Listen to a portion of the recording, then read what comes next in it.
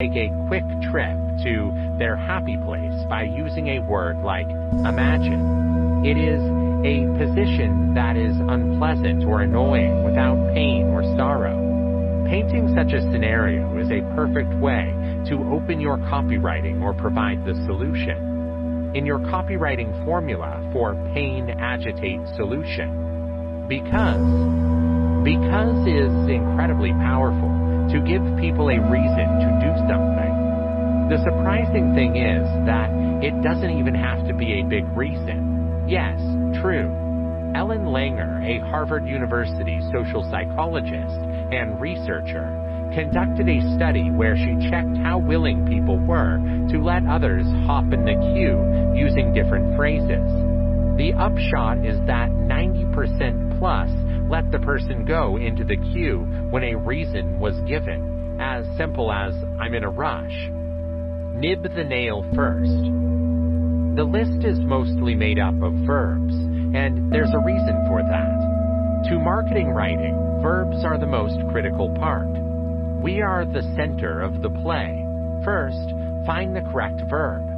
There are thousands of adjectives and adverbs that are amazing too, but it could be a pit. You need to use adjectives and adverbs followed by its accents properly. Further, accents that can greatly help. I see too many authors, sadly, depending too much on them. Adjectives and adverbs used incorrectly can make the writer sound like they're trying to prove they've been clever, which has nothing to do with the audience. We are not novelists, we are advertisers. Quote, if the phrase is not affecting the reader, what's it doing there? Make it do its job or cut it without mercy or remorse. Keep it simple. Go is the verb of my preference. Action that is innocent. These are two numbers. There's nothing fancy. Keep the terms of your action plain. Mark Twain said it was possible. To open the thesaurus, we can all click on Microsoft Word. When we're stuck, it can be beneficial, but don't use it to misuse the thesaurus to find the most elegant word. For your writing, simple words work best. That's how you're going to get an effect and move practice. Quote, don't use a $5 word if the 50-cent word can do. Consonants pick up the pace. Readers are drawn to strong consonant phrases. A term that begins hard or finishes hard on the brain is like a staccato note. Consonants improve the writing cadence. The cadence and hard consonant sound can help you break through the noise filter of your reader. Nevertheless, I'm not ignoring the vowel from our mate. Language can still deliver with vowels or in softly. But why? If a strong consonant word is going to do is change a little mushy. Alliteration is a great power-packed strategy. Alliteration is the technique of writing that blends words with the same starting tone. Why is this necessary for words in action? Alliteration makes it even more fascinating and easier to recall your writing. The consequence is that more consumers are drawn and more profits are converted. That's why big brands like Bed Bath use alliteration in their names. High-energy words. A collection of terms of action is packed with constructive verbs. Advance, amplify, adapt, boost, detect. Speedy words. Terms of speed are hyperdrive motion. The readers are looking for things now. They're in need of strength. Sprint, reduce, hack, hyper. Fear words. You don't want the viewers to risk anything that you enjoy. They're concerned. They're scared. Loss aversion is a strong motivator. It is possibly more important unconsciously than something positive or rewarding. Deadly, devastating, fool, haunt, loser. Anger words. Most often, fear relates to someone doing you something bad. there's something on the receiving end. Anger acts out with additional aggression. This set of angry words of action evokes a powerful emotion. Fired, force, shatter, toxic, violent. Curiosity words. Our curiosity is pushing us to act. Why? What we don't know is troubling us. We want what we can't have. Even more intriguing. Without figuring out what we are missing, we can't help. Forbidden, gambling, illegal, rap, wonder. Money, power, respect. For this segment, I had to borrow from the title of the Lox's classic late 90s hip-hop hit featuring Lil' Kim and DMX. Money and power are attracting attention, if you want to call it greed, but the product of this set of words of action. Bargain, cash, freedom, treasure, victory. Sex words. Fear is not the only profound emotion activating our core emotions. Gender and desire in our unconscious mind are also important forces. Without being explicit, you can infer gender. Be careful about this, of course. It's not all a beer commercial. Expose, hottest, irresistible, naked, tantalize. Safe words. With your readers, a little reassurance can go a long way. People like to know that they're free.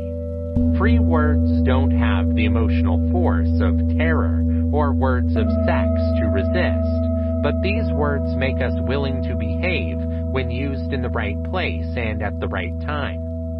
Coach, secure, smart, tested, validated. Blogs/websites using active verbs in copywriting. Kimberly Jokey on Grammarly's blog. The structure of sentences is the fundamental trap that typically traps our writing into passive voice. Often because of a complicated thinking or stylistic preference, our sentences need to be complex. However, when complexity becomes a necessity, the passives can slip in. Don't make the mistake of thinking active sentences should be easy. They're not doing it. Olivia wrote on the blog of Main Street Host. I think the most important thing to remember about passive voice is that it has a meaning. This intention serves your writing at times, and it does not sometimes. Passive sentences will suck the life out of your writing if it doesn't, and while passive phrases that fall flat, active phrases imbue writing with vigor, robustness, and sparkle. Henneke Dustramat on Enchanting Market. For your readers, it is difficult to read and to bore a corporate tone of voice, generally recognized by the constant use of complicated words, the presence of particularly long sentences, and the passive voice. These are 38 numbers, and it's not right. You have to cut long sentences and skip boring words to make the writing sparkle. Reduce the number of adjectives and adverbs, particularly words like of course and in general. This section's awful first sentence can be rewritten like this. How do you identify a voice in a corporate tone? It's dull as hell, because it uses long sentences, rough words, and passive voice. That's 24 instead of 38 words, and on average, just 8 words per sentence, and the message comes across much better. Plot to punctuation blog. Passive voice is hidden from view the characters. It's so easy indeed. Novels are about things being done by the characters. Passive voice shifts the focus of writing away from the characters and on the things they do or the things they use to do whatever they do. Kelly Gwynn on 12 weak words that can be turned into powerful words. Was when used in passive sentences. Forms of being in non-passive sentences. It is used in ambiguous ways. It was and the mixture of it. There's vague use of it.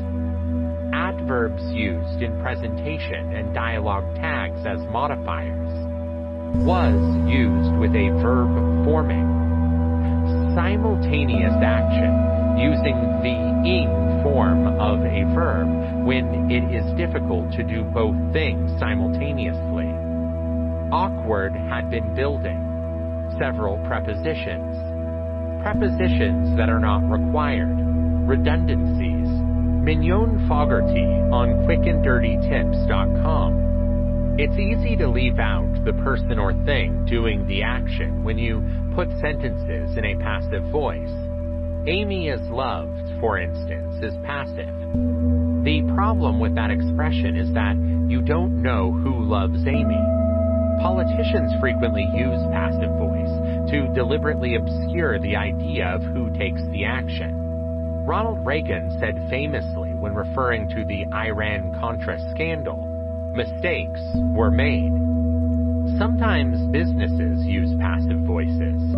It sounds better to write, "Your electricity will be shut down," than "We, the electrical company, will shut down your power." Dr. Iwa Dabrowska on Science Daily. Our results show that a proportion of people with low educational achievement make mistakes in interpreting the passive, and it seems that some speakers may not completely master this and other important areas of core grammar. These findings may have several implications. If there is not a large portion of the population understanding passive words, instead, C's and other types of written information may need to be revised and literacy techniques updated. Mark Nicole on Daily Writing Tips. The solution is simple. Offer the emphasis of the sentence its due, noun, verb, noun, and demote the false subject at the back of the line. Remember that not every passive construction is bad. Sometimes what seems to be the wrong subject is deserving of attention, but a preponderance of passive constructions contributes to boring reading. Phil Jameson on proofreadnow.com. Writing that in a Valentine to your loved one instead of "I love you" would probably have a similar impact as sending a bouquet of roses with petals that are cherished. With passive voice, that's what can happen. Who does the action actually is hazy. Often, you want or need to be vague about the subject, or you want to illustrate the object where passive constructions make sense. Yet authors too often unintentionally use passive voice, contributing to awkward, confusing, or dense sentences that make the context more difficult to understand. Sometimes passive voice can convey a sense of hedging, perhaps not the best message to send in a Valentine. The Specsavers slogan, on the other hand, functions like this because it corresponds to the context. It's not a passive thing, but a full past tense. They might be blunter and say, "Go to Specsavers," but the ambiguity of the context of the ad would be lost. 4.5. Use of supportive data in copywriting. Usually, I'm not a betting man, but I would wager you'd read it because of the amount of research, suggestions, and step-by-step explanations I offer. And that's almost my whole method of blogging. That's my great secret. It's out there now. Long ago, I discovered that I had to work hard to distinguish myself from my rivals. That was particularly true in my early days of blogging. I've been talking about it for a long time, and I finally realized my readers wanted a lot of attention. Giving them that interest was up to me, which changed my way of looking at blogging. That's why I write long-form papers packed to the gills for you to take thorough research and actionable steps. I have found that articles longer are not necessarily better than material shorter. Having tons of content is more popular nowadays for blogs, but not all of them have tons of interest. Unfortunately, some well-known blogs are not delivering. That's why I put 110% for you in these papers. I want to send you super long and informative articles that don't make you get bored. Your time is precious. If you're spending time reading it, I want you to get value from this blog. I had lots of people asking me about my process of creating data-driven content, so I thought I was going to break it down into steps so you could reproduce it. Whether you are a professional copywriter or a writing newbie, it doesn't matter. To create content that sets you up as an expert in your niche, you should follow the formula I'm about to share with you. Learn how to produce more than 100,000 visitors a month using data-driven content. Support the data. The recent article by Ruth Stephen, "How Well Do You Understand Your Customer Data?" made me think about the important role that data has played in my writing career. I fully agree with Ruth's advice. It's a great disadvantage to ignore data professionally and personally. Pat your writer's advice. Don't let a spreadsheet scare you. My obsession with data started with my first job at Current Stationery as a catalog editor. Fortunately, the marketing guys were next door to my cubicle. It gave me the chance to get them to clarify their reports that outlined the rest of my copy check. I've learned to look for winners, losers, and reasons for winning or losing. The experience has hooked me to be a writer who writes for controls on performance and beats. That's one of the reasons I have so many questions to ask. I want the data that affects the projects I write to understand.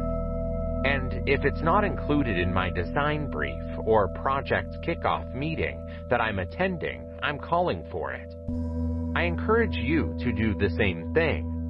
Intelligent companies understand the value of sharing data with their trusted partners. For example, the 20 to 30-page Tuesday report circulated through the creative department every week when I was a senior writer at Fingerhut. It gave us the opportunity to track how we wrote/designed the test mailings. This included everything from the rate of response and produced dollars to the returns of the product. Use data-driven content. Find your topic, angle, and slant. You would think that one of the easiest parts of writing content is coming up with a subject. It is, in some ways, but it has more research to do than it seems. It's not as simple as selecting and running an in-demand subject. That's the first move, but not the last one. There's nothing easier in your field to find your initial subject than conducting research to see what's going on. Normally, I think it's best if the topic is rather narrow. So it would be a little too broad to have something like Content Marketing 101. I like to browse my niche pages and see what is not being addressed. In other words, where's the difference among knowledge? I'm using BuzzSumo to see and aren't thinking about other men. For example, I can enter the keyword in BuzzSumo if I want to see what people are posting about content marketing. BuzzSumo isn't the only resource you're using, but it's a great beginning. But once you've reached the knowledge gap, you can't stop. You need to refine the subjects and make them the best they can be. When designing the angle and slant, it's best to be as specific as possible. Typically, slants are more specific. I know it all seems like a lot to come up with a subject, but this is one of those pro techniques that will differentiate you from all the others.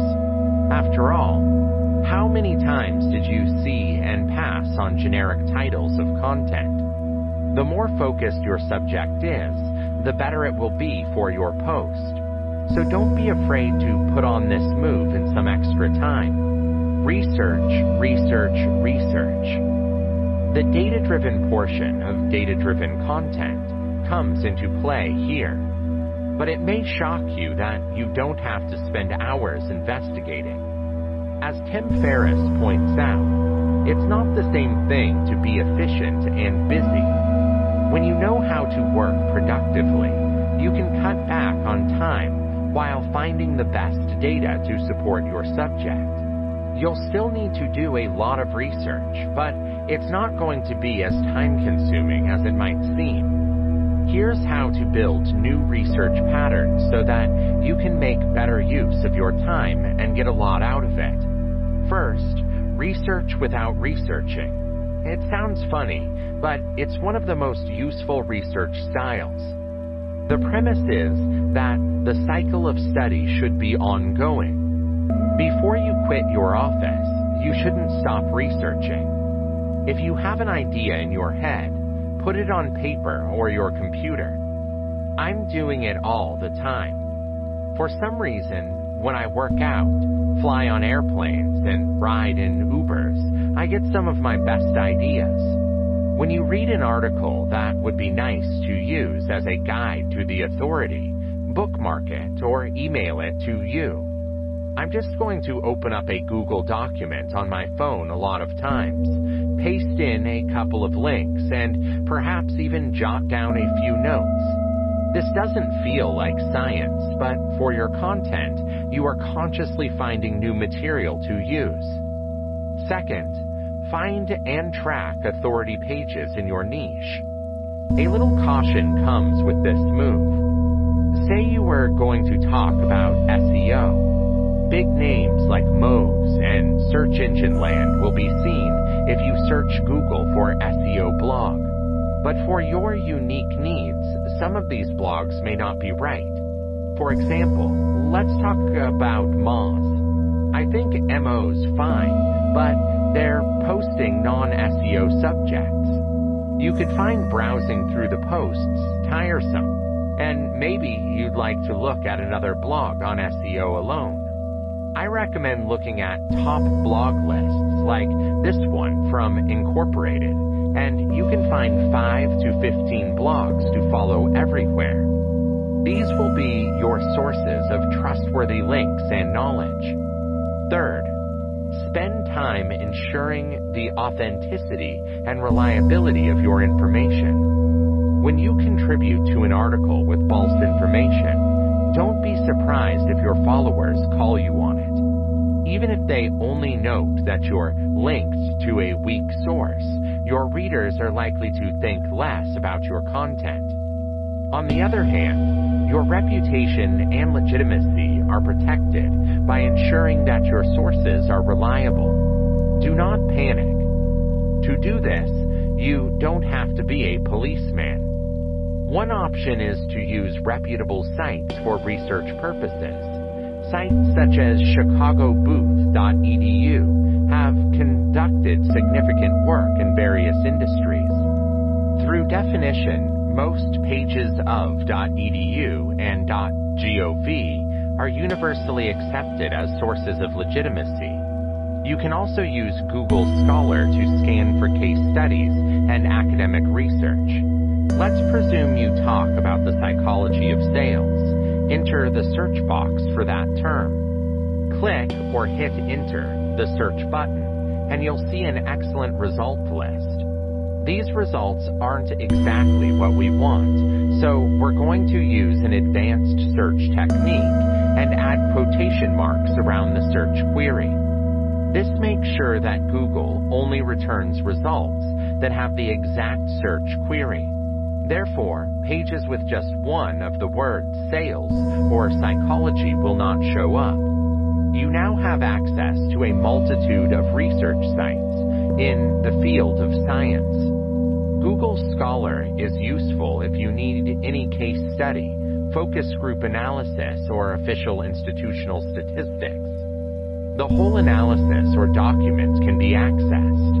It's nice because you can see the source in detail, rather than just reading a brief overview.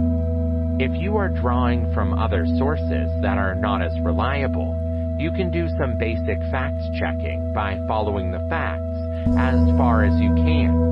Another pro tip: using screenshots when applicable and referring to the source is one of the easiest ways to show your readers that you've done your homework. You can follow this same method to check the validity and legitimacy of the information. This should not take more than a couple of minutes. Wait, with testing, we're not finished yet. There's another step involved in research, making good use of your study. Include the right stuff. You can't just include whatever facts you've compiled once you've got your research. You need the information to help you prove your point, as well as visual information. I suggest that longer content is not always better than shorter content. I used a screenshot of an article to prove my point, which didn't have many words but listed the keyword top result. See how it helps to support what I'm arguing about. In your papers, that's just what you need to do. Here's the thing. If you don't use them to prove your point strategically, all your research, information, and data will be worthless. When you throw statistics around, people may think you've done your work, but they won't see how it's going to apply. Perhaps that's why you're not reading complex academic studies. It's hard to see how that makes sense in a real-world setting. By including a short quotation, they use an illustration from a book and add it to the article. That way, you will read the quote and see how it works instantly. Ideas stop being abstract when you do this. You should take steps to make positive improvements. This is the kind of data that I'm a big fan of because, in some way, it helps people take steps to improve their lives. Really, that's what it's all about. Your article should help the lives of your readers somehow and support your article with your data. Visual information is also required in your content. You might note that I put a lot of pictures into my material. I'm doing this deliberately. No one likes to read a text wall. That much is obvious. Yet, did you know that visual information is stored at a much higher rate than text-based information? One study found that about 10% of the information from a written presentation could be remembered by participants after 3 days. Yet 65% of a visual and verbal lecture that included media and speech could be recalled. I think it's a great tool for text, but it's not the only one you need to use. If you put different media types into your articles, you are more likely to keep the attention of your readers. Although it may not sound like part of the writing process, including newspapers, it is a crucial part of the creation process. Create your article. We've already been talking about how each piece of content has 3 elements: a subject, an angle, and a slant. These are 3 of every article's most important parts, but they're just the foundation. You've got to build on that. The way I generally do this is by outlining. That's the traditional version that is taught in most classrooms, but for your material, you don't have to construct something so static. One approach that I like to use is to break an article into subheadings. It gives me a better idea about how I'm going to put the material together in a finished product. When you take the subtitles from that post, you can get a pretty good idea of what the article is about without even reading it. What is organized information? Adding structured data to your site. Using WordPress plugins. Using Google's structured data markup helper another way. Summary. You don't get any of the finer details, but the article's easy to see. Try to create a subheading outline.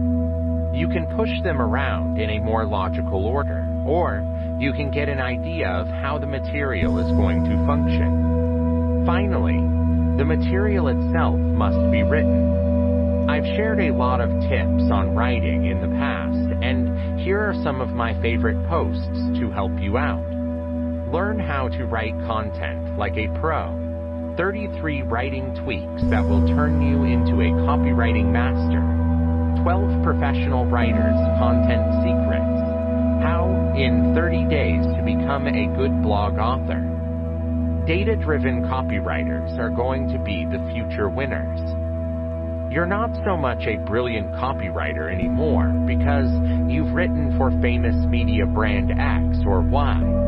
You are a fantastic copywriter because your content has boosted 52% sales on a consumer website, or you've helped a blog raise its subscriber numbers from 2,367 to 10,464 in a year.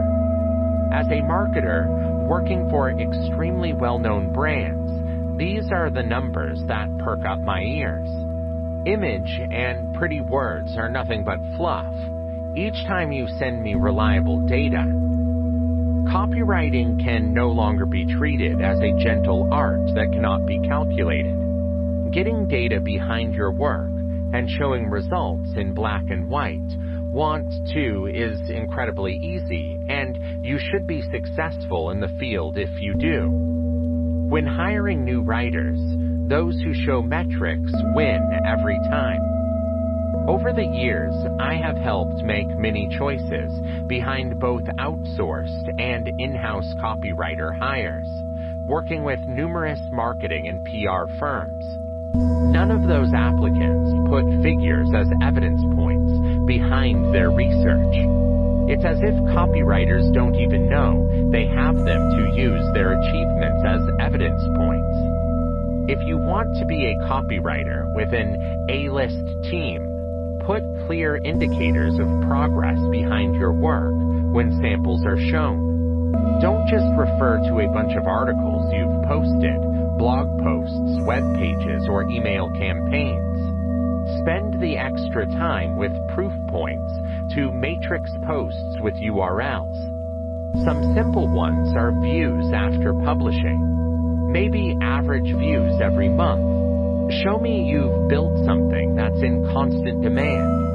Shares on leading social media platforms, tweets, Facebook likes, number of comments, if a blog post, conversions from content, or even average monthly conversions. Check market rankings, anything else that matters to your consumer if you're working with people.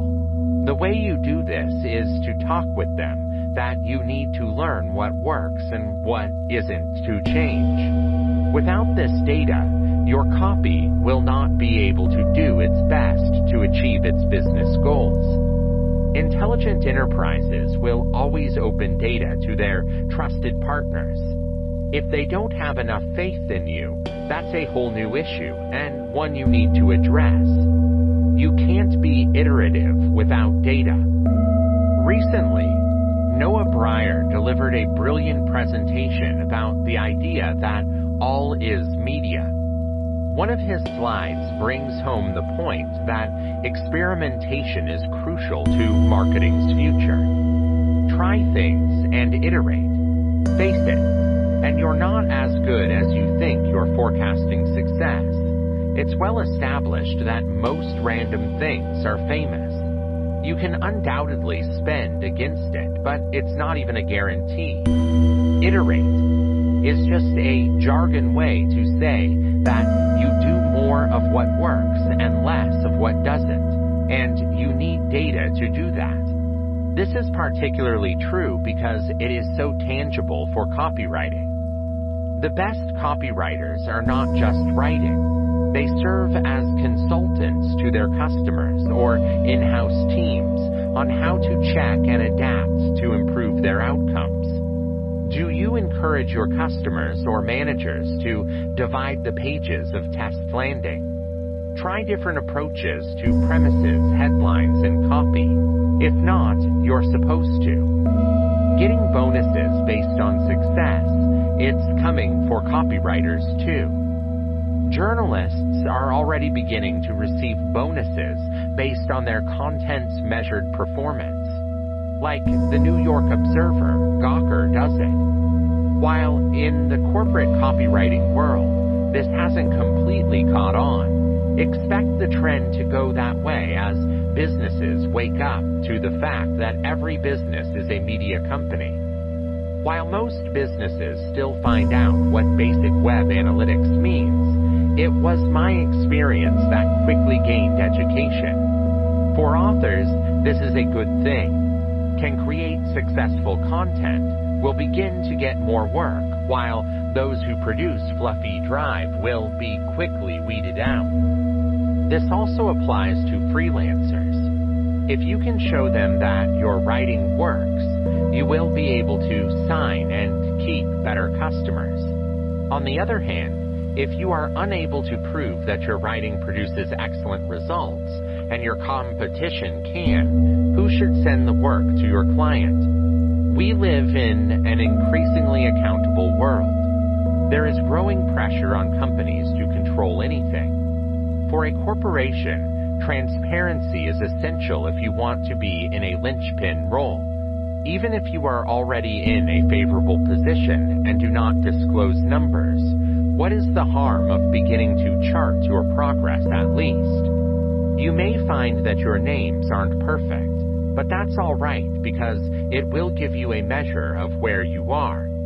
Today, by building on past successes, you will work to improve them scientifically. The idea is to hold someone accountable, even if it's just you. You may also notice that some pages don't have many views of the website, but convert loads of leads of high quality. To grasp this, explain it, and make a case for what to do next, you need to get educated with metrics. The future. Part analyst, part copywriter. In the 21st century, the best paid copywriters will not only be word forms, but they will also be analysts. And if you instead made a business case for producing a particular piece of content based on past success or customer demand instead of pursuing solely on good feeling, while nothing is 100% straightforward, of course, the research allows you to make informed decisions. And even if you don't get the exact results you're expecting, you can refine, so change them. Even if you try this, you are different from most. Potential copywriters, and some smart ones today, will evaluate the business situation of the customer and creatively create content, rather than merely performing an assignment to get it completed. Maybe you've got to charge extra. Perhaps it will take you a little longer. Yet life will be much more productive for it at the end of the day, and you'll remember the people you write about. 4.6. Telling a story / posting in copywriting. Although their time spent in ads may not be regarded as the basis of their collection of literary skills, it is clear that it influenced their writing styles. Copywriting, as a writer, allows you to do 3 things. Consider every word's significance.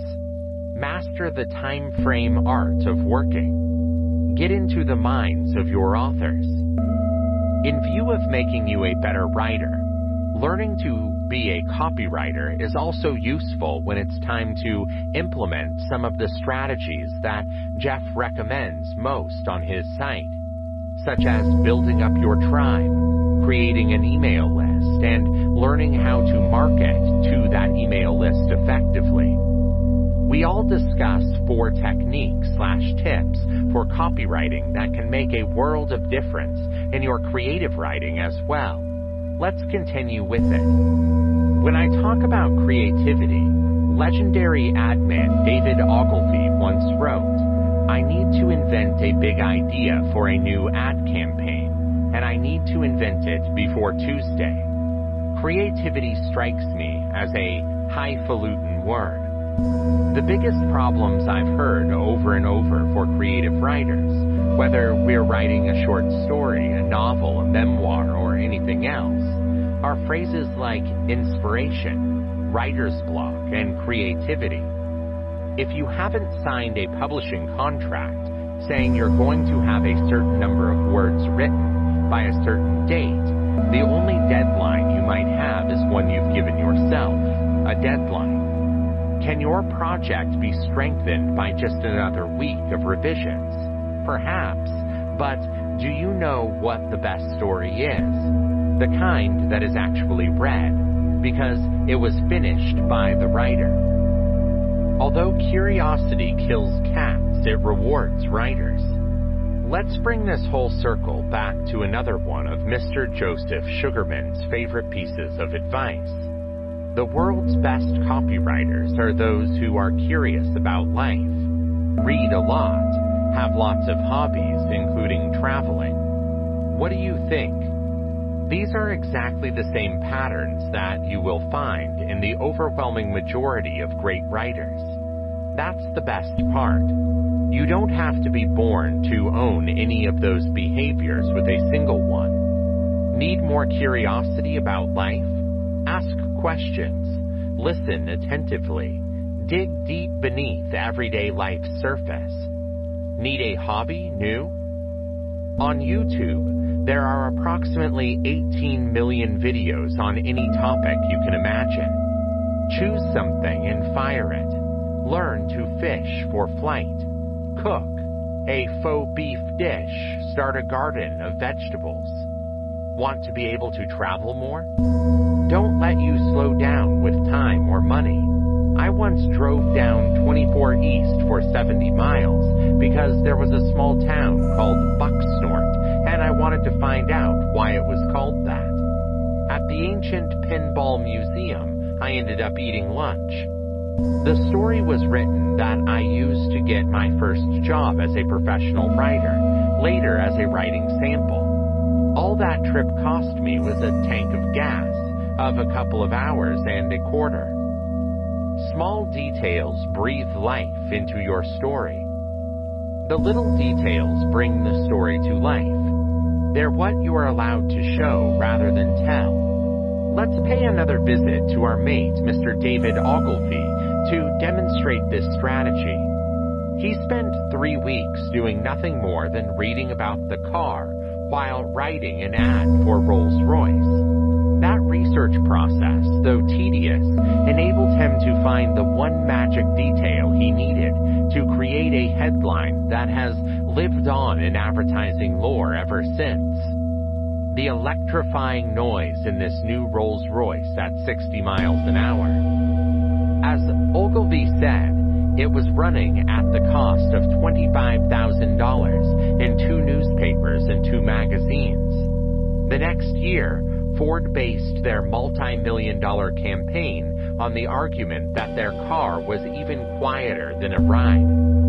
The Rolls-Royce is the quietest car that I have ever been driving.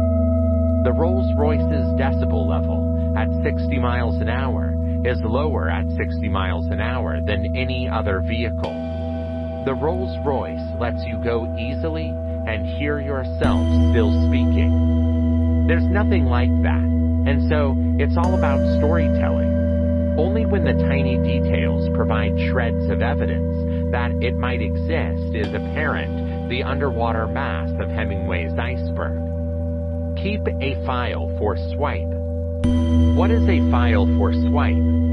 Just a collection of thoughts, ideas, useful information, and things that you like. Basically, when you need an idea, that's what you open up.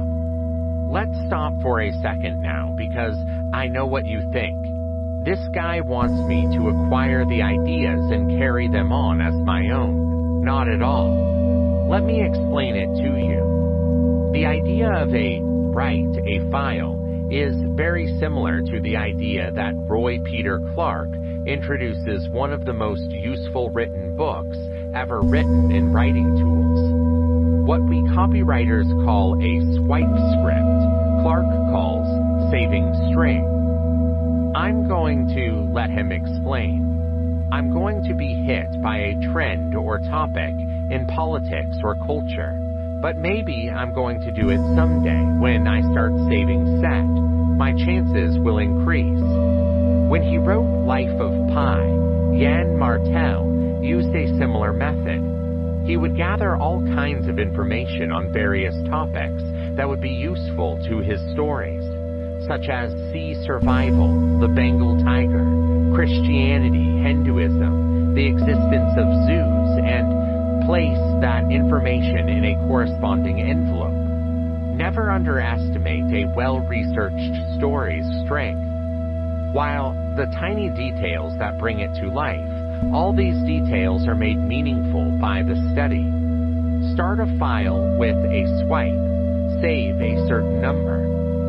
Such 4 tips for copywriting are just the start. The truth is, there's so much more to knowing from writing words designed to sell or encourage action about storytelling and the writing process. And while copywriting is not immune to hucksters who, like Sith Lords, who use the dark side of the Force, harness their power for evil, their purest purpose is to connect people to resources that add value to their lives. Chapter 5. Biggest challenge to bring the traffic. 5.1. Acquire as much traffic in the cost-effective ways. You need to learn how to get on your website for traffic. When they can't find you, nobody can see how amazing your brand is. But it costs a fortune to pay for every single visit by Google Ads or social media advertising. It's not a plan for the long term. It's not an investment in the future of your business because it doesn't produce the kind of traffic that continues to come back and buy more. Avoid the waste of money. Responses to how to get visitors to your website are more cost-effective. Get more trips over and over again. You are increasing the process of referral. Get Google to send people to your website right away. Increase revenue from these visits. Set a weight for the budget. Before you're doing anything, we need visitors to your site without too much money, right? It starts with a budget. This is not just a large budget for marketing. This is a well-considered and well-designed project. This requires an allowance for the different types of expenses incurred while driving traffic. It's hard to know if you're working without a budget. Simply keep spending on something and get the same bad results is enticing. You think you're almost there. You're not going to change direction now. Expenses B, C, and D were not considered. So you've been wasting too much on A. No money is left. All you can do is pull it from another location. As a result, many companies end up investing more than the consumer is worth to attract a customer. Start with a strategy instead. By breaking the bank, a budget lets you get more traffic. Even if you're planning to do a lot of your own work, remember that when it comes to running a company, your time is money. A standard budget will include money set aside for research and planning, which includes doing a competitive analysis as well as research to develop strategies that you are going to use. What are they going to say? Not preparing, plan to fail. In digital marketing, this is no truer than it is. Management. The plans you put in place will need to be set up and managed by somebody. Make changes that are powered by data if things don't work.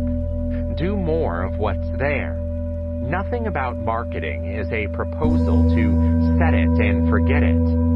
Content creation and curation. You will need to set aside funds to pay a person for creating original content and collecting other content that will help you achieve goals.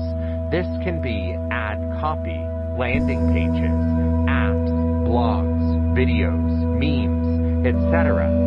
Analytics tools. Analytical tools are needed to track the effectiveness of the strategy. Some, like Google Analytics, are free. Yet using paying resources is worth exploring. They're going to go a lot deeper than you can. So they make it easier to understand the meaning of your data and how it can be used. Management and automation software.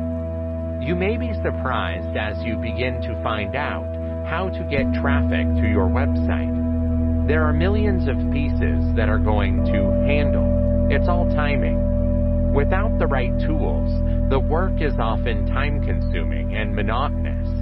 And if you haven't already done so, work with SEO to improve the user experience on your website for all users before attempting to drive traffic to it. First, we're going to look at why this is so important. Optimize your website to get high traffic. At a glance, it doesn't seem like getting visitors to your website. Yet, in fact, after setting a budget, it's one of the most important single steps you can take by spending millions, increasing the traffic dramatically. Your home base is your website. The experience it offers is what a person would expect from your brand. Optimizing this experience improves traffic by increasing repeat traffic. Traffic grows over time and brings new traffic. Reducing abandonment. People don't leave because a page takes too long to load. Reducing bounce levels. When people leave without visiting other pages, increasing dwelling time. People stay longer on the website. Search engines see people like your website very much. They say, that is a great experience. You're giving what you're looking for to people. As a result, in searches, they increase your visibility. The search engine sends your way through searches more traffic without asking you to pay more for ad space. About 60% of the total traffic on the website now comes from search results. Active SEO, search engine optimization. To achieve this result, it requires substantial initial work and ongoing maintenance of the SEO.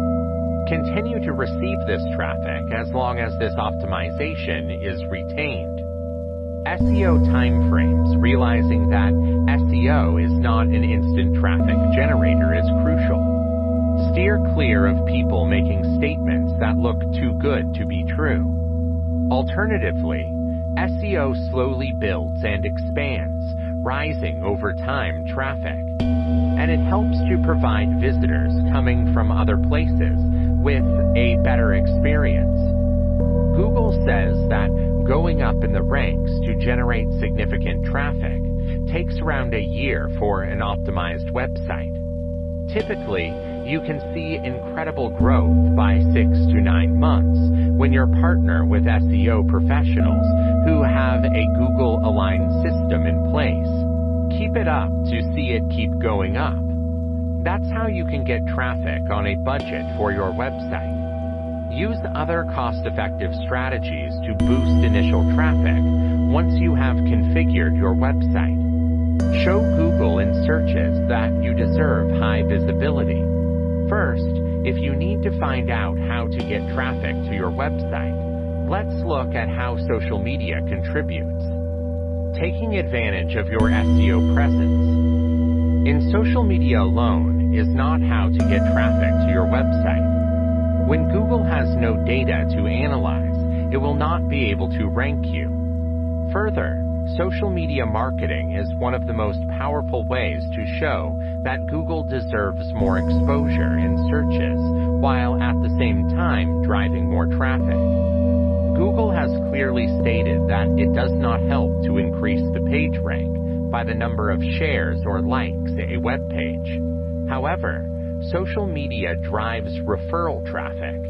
This is the traffic arising from a connection to a different website. Through visiting the source page in Google Analytics, assess how much referral traffic you get from a particular social media site, such as Facebook. Not only do you see how much traffic from Facebook came from here, you'll also see how your website was dealing with the traffic. Use this data to enhance the experience. Discover what social media sites work best when you figure out how to get traffic to your website for your particular company and target audience. How to get traffic to your sharing website.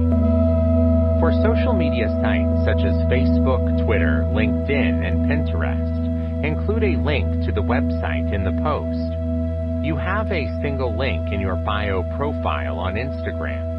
This will auto-populate a page preview in the case of Facebook and Twitter. But adding a custom image or video is often more successful. Either way, it's essential, the visual content. Here is a few more analyses which can show that visuals can really send you a positive result.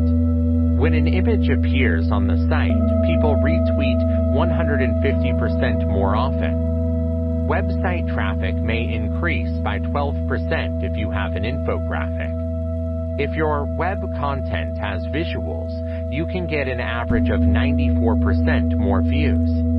Videos, tweets get 28% more retweets. That's more chances of driving traffic to your web. You need an interesting headline as well. This is a problem. Take some time to build one that will encourage people to click on it. Neil Patel, the influencer of digital marketing, proposes the following.